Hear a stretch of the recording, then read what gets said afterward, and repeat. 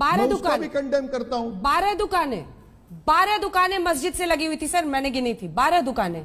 क्यों वहां पे जीनत कम्युनिकेशन, फला कम्युनिकेशन, मोबाइल की दुकानें लगी हुई थी? आप तो वहां पता नहीं वहां तक जा पाया नहीं सर। जहां पे कंस्ट्रक्शन खत्म होता है उसके बाद नाला है, नाला के ऊपर लोग सीमेंट से पहले बनाते हैं, फिर अच्छी खासी बड़ी दुकानें थी, 12 दुकानें सर। आप ठीक है नोटिस नहीं दिया, अब उनको कोर्ट में जाना है, कोर्ट में प्रूव करना पड़ेगा, गलत होगी कार्रवाई, उनको फटकार वहां लगेगी, जो भी होगा कोर्ट करेगा। लेकिन अवैध निर्माण तो अवैध निर्माण ही रहेगा ना सर। कौन डिसाइड करेगा अवैध निर्माण है वो? आप नोटिस नहीं देते।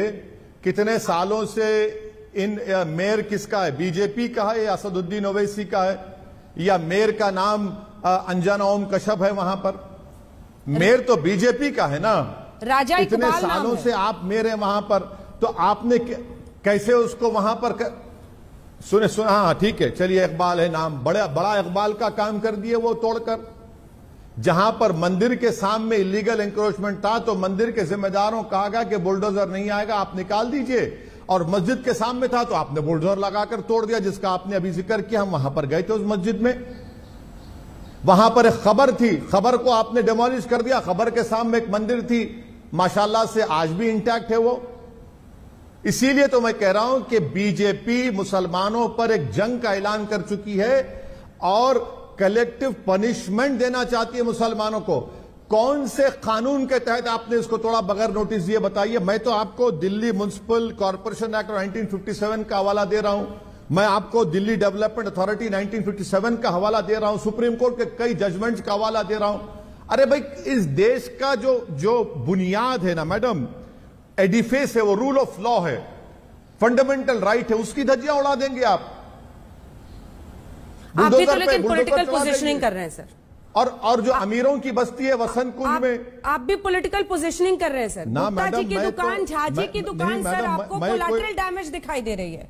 नहीं, सोचिए, कल्पना कीजिए। बिल्कुल बीजेपी मेन डैमेज करने गई मुसलमानों का, और नफरत इतनी भर दी गई थी कि जो दुकान दिखी वो मुसलमान की तोड़ो उसको। तो उन्होंने ना मुसलमान में फर्क किया ना गुप्ता साहब में किया।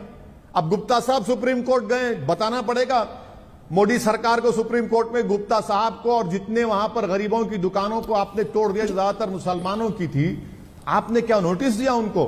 क्या बीजेपी और देश के प्रधानमंत्री के दिल में एक इंसानियत का दिल नहीं है कि एक मासूम बच्चा, उसकी दुकान तोड़ी गई, उसकी बाप की तो 54-58 को चुन रहा है, टेट्रा पैक जो फ्रूट की जूस है उसको चुन रहा है। एक औरत पुकार कर कह रही है कि भैया मेरे बच्चों की पढ़ाई इससे होती है। एक घर है जिसका स्टेयरकेस आपने तोड़ दिया, ऊपर 8 लोग घर में बैठे हैं। ये आपकी इंसानियत है, ये आपकी गरीबों से मोहब्बत है। चुनाव आएगा तो सब वोट लेंगे। तो ना सिर्फ बीजेपी बल्कि दिल्ली का वो मुख्यमंत्री जो आजकल मौन व्रत पर बैठा है, उसकी भी जिम्मेदारी है कि उसने तो यह कह दिया कि वो इलाके में बांग्लादेशी और रोहिंग्या रहते हैं। बेशर्मी के साथ कह दिया उन्होंने, ताकि दोबारा फिर जाकर तोड़ा जाए, क्योंकि वो बांग्लादेशी और रोहिंग्या के लोग वहां पर बसते हैं।